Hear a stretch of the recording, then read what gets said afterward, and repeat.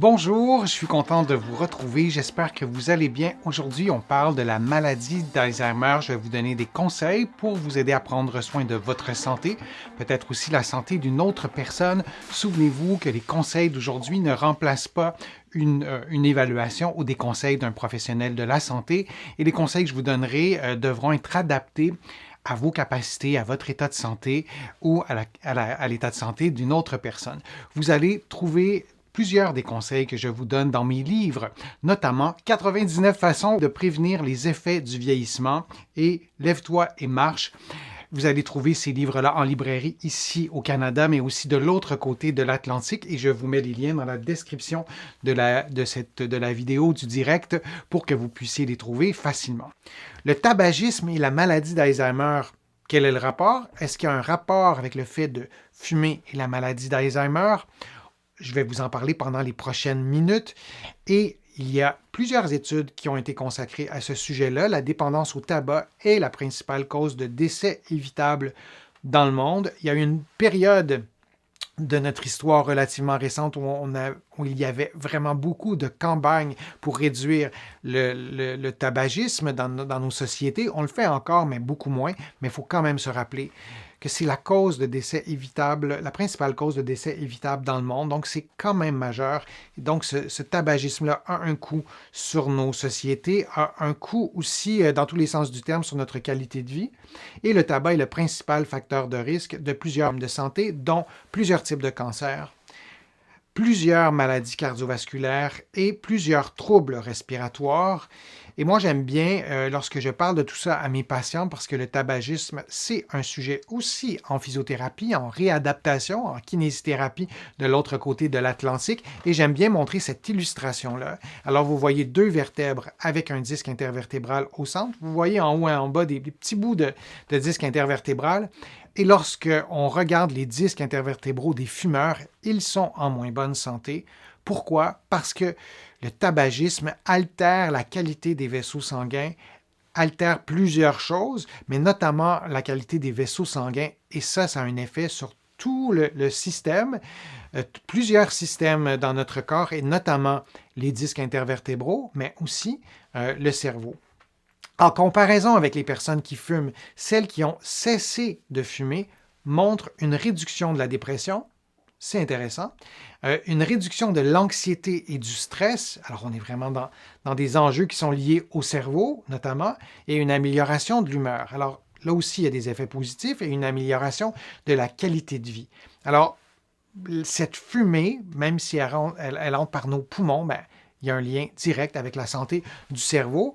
Et quelques effets du tabagisme, comme je vous le disais, l'altération des vaisseaux sanguins, l'athérosclérose, les vaisseaux sanguins deviennent un peu plus durs, un peu plus raides, pour le dire de façon très, très grossière, augmentation de l'inflammation systémique. Et ça, c'est important. Et pour le physiothérapeute que je suis, ben, le tabagisme qui augmente cette inflammation systémique, quand on parle d'inflammation systémique, c'est pas comme une cheville qui va gonfler, c'est dans notre corps, il y a ces réactions inflammatoires de bas niveau qui deviennent chroniques, et donc ça active ces éléments qui sont anti-inflammatoires et qui sont dommageables pour le système, comme pour une cheville qui resterait enflée pendant des mois et des mois, par exemple. Et donc cette inflammation-là de bas niveau, on la remarque chez les fumeurs, et ça a un effet sur vraiment plusieurs aspects de la santé. La neuroinflammation, l'inflammation spécifique au cerveau. Je fais une chronique à la radio avec une chercheure en neurosciences, Sonia Lupien, qui nous parle souvent de cette neuroinflammation. Elle a écrit un livre passionnant sur le stress. Je vous invite à le lire. Je vous en ai parlé à quelques occasions. Mais donc, le tabagisme augmente aussi la neuroinflammation. L'hypertension artérielle, beaucoup liée à l'altération des vaisseaux sanguins, et les stress oxydants. Ces cellules qui fonctionnent normalement produisent des déchets, produisent des radicaux libres. Il y a des réactions qui font que ça devient oxydé, un petit peu comme de la rouille. Et lorsqu'on fume, ben, ces stress oxydants sont en plus grand nombre. Je vous montre une illustration qui est tirée de l'étude. Je vous la donne en référence. Et donc, c'est une illustration qui est vraiment tirée de l'étude. Elle est en anglais. Je vais vous l'agrandir parce que je ne suis pas certain que vous allez bien voir. Donc, on va regarder ça de façon agrandie comme ça. Donc, elle est déconstruite un peu. Vous l'avez vu, vous avez vu le sens des flèches juste avant. Donc, on a les stress oxydants. On a la résistance à l'insuline. Et vous voyez un paquet de flèches.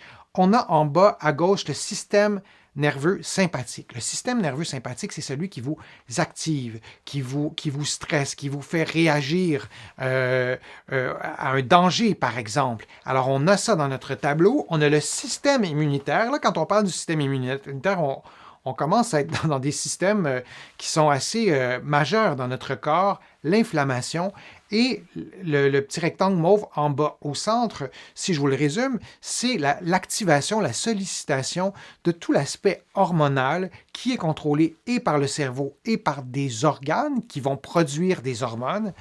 Et tout ça est activé et si on suit la flèche, et je pense que je vais vous remontrer le graphique dans l'autre sens. Alors, tout ça part du tabagisme, de la nicotine, et vous voyez en parenthèse aussi la diète occidentale, cette nourriture ultra transformée, cette nourriture ultra salée.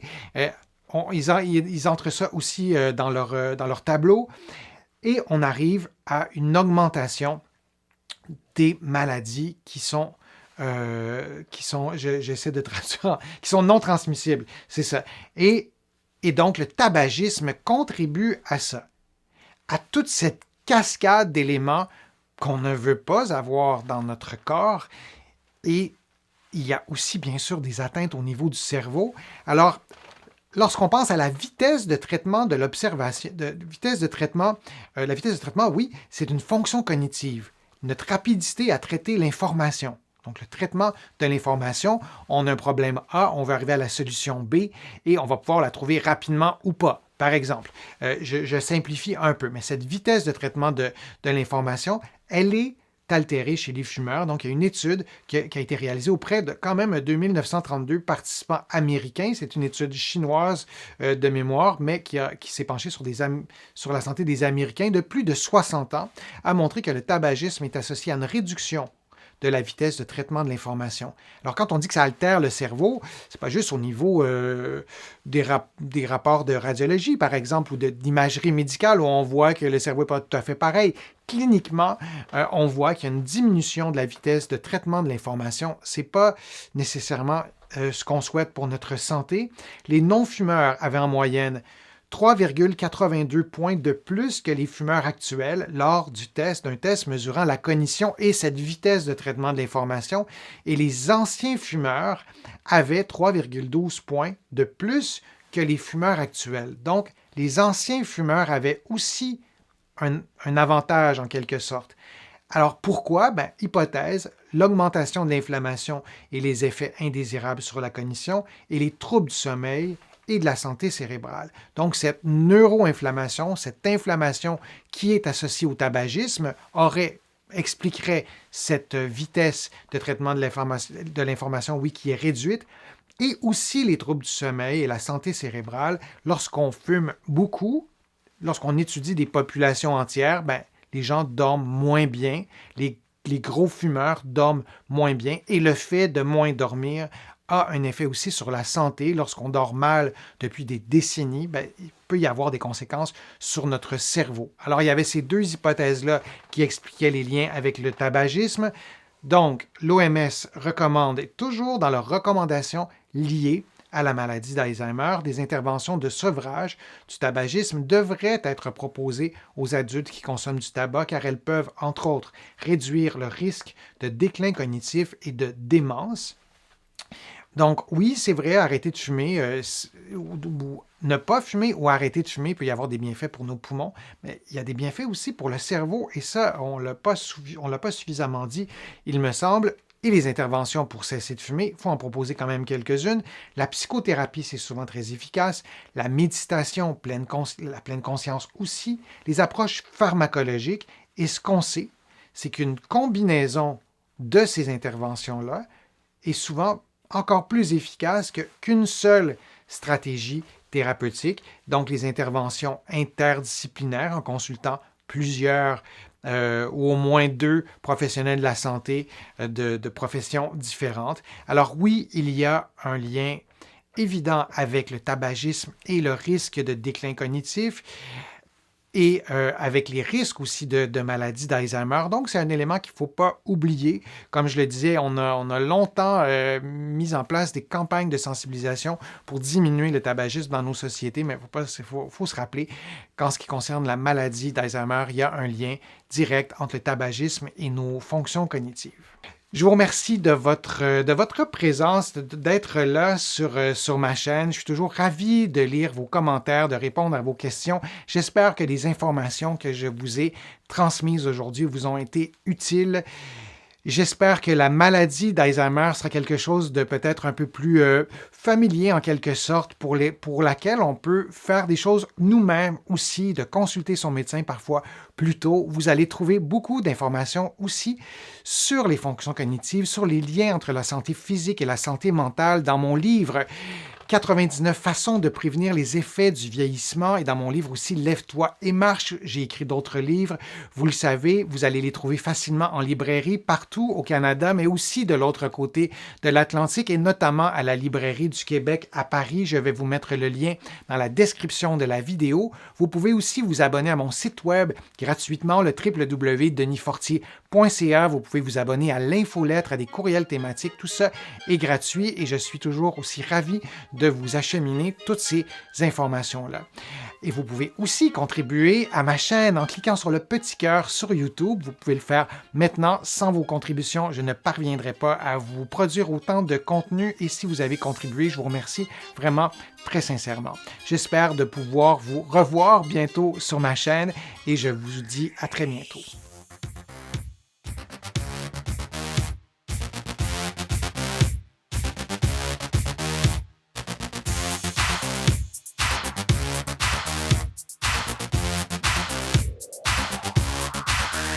Shh.